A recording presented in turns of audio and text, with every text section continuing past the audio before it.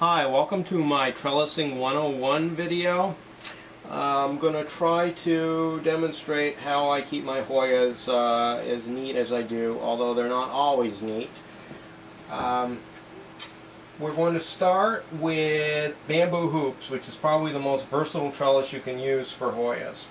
Now, here is a Hoya Trellising, which has 2-foot bamboo hoops inserted into the pot. But I need to go higher now because, as you can see in the greenhouse, this plant is now probably 6 or 7 feet high. I've got to gingerly unwrap this plant and wrap it around some slightly higher bamboo hoops. Now the thing about bamboo hoops is, yes, one negative is they will eventually rot off at the base.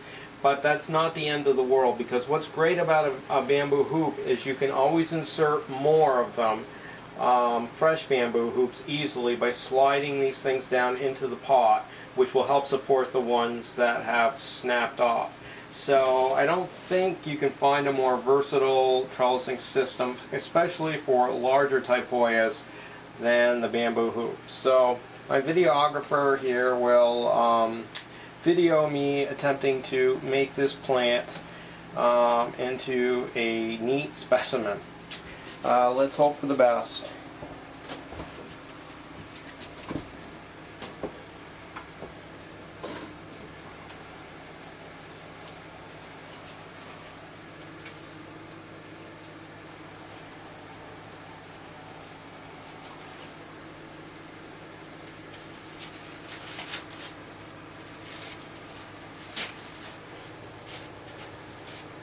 So there's one hoop inserted, and I'm going to add a second hoop, which the way I use hoops crisscrossing to help support one another.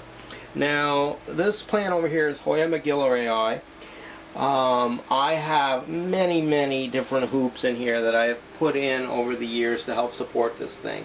There are 2-foot hoops, 30-inch hoops, 48-inch hoops, all the way up to 60-inch hoops, which I can no longer find. I wish I could, but so that's as high as I can go with bamboo hoops.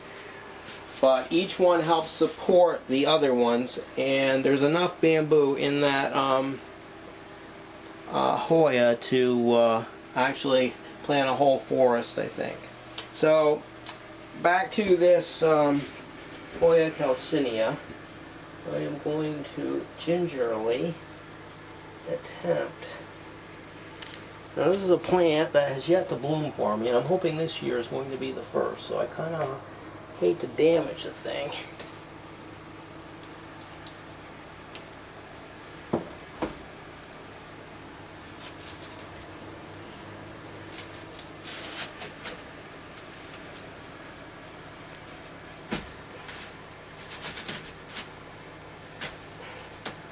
Okay, and then once you get the hoops in, I take these little zip ties, tie these hoops together, and you've got one tough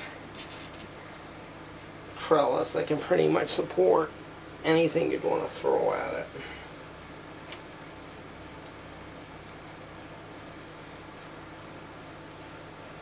So that's step one. I also have to say that while I'm doing this, it's probably about 105 degrees in this greenhouse, so it is pretty tough. So if I sound slightly strange, it's because I'm going to pass out from heat prostration. Okay, so if you back up a little bit, I am going to now, that that's been inserted, try to carefully take this long vine, and you also have to make a decision of which vine to take. It's very delicate work. And this is nothing compared to some of the ones I've had to untangle.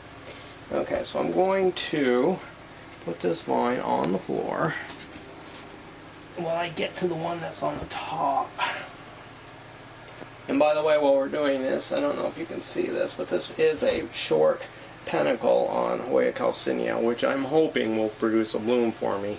probably early October, maybe the end of September. So keep your fingers crossed for me, because I've kept this for quite a while without being able to get it to bloom. So we're going to very gingerly bring this around, keeping it as tight as you can. Now, the other part of being able to trellis is you have to have something to hitch it to these hoops. I really like these plastic rings, which are available at A.M. Leonard. You have to buy them in a quantity of 500. But what I like about them, especially with these heavier vines, is it doesn't produce a lot of pinching when you go to secure them to the vine. So you just simply clip them like that. They're reusable virtually forever. These are one of my favorite fastening systems. So once again, and I'll get another hoop.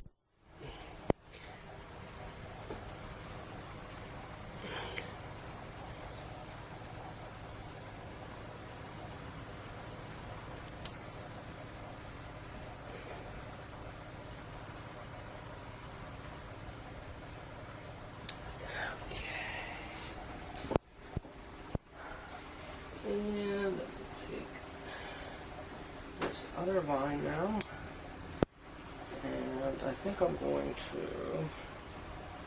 bring this straight down, hitch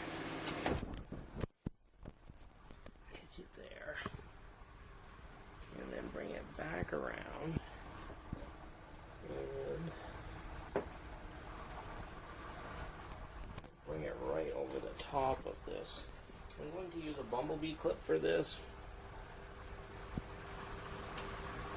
I love the bumblebee clips much more than the dragonfly clips because there's a lot more space in between, so it doesn't pinch the vine off like a dragonfly clip.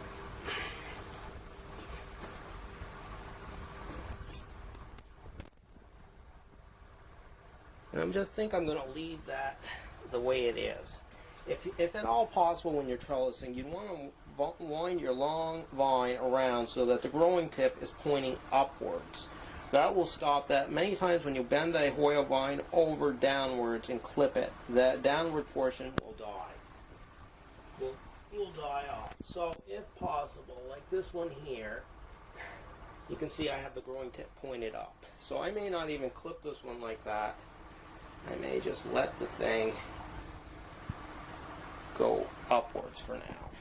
So, welcome to, I'm closing out my part 1 of Hoya Trellising 101. The second part of my video will involve trellising using wire. So, thank you for watching this portion of how to trellis your Hoya.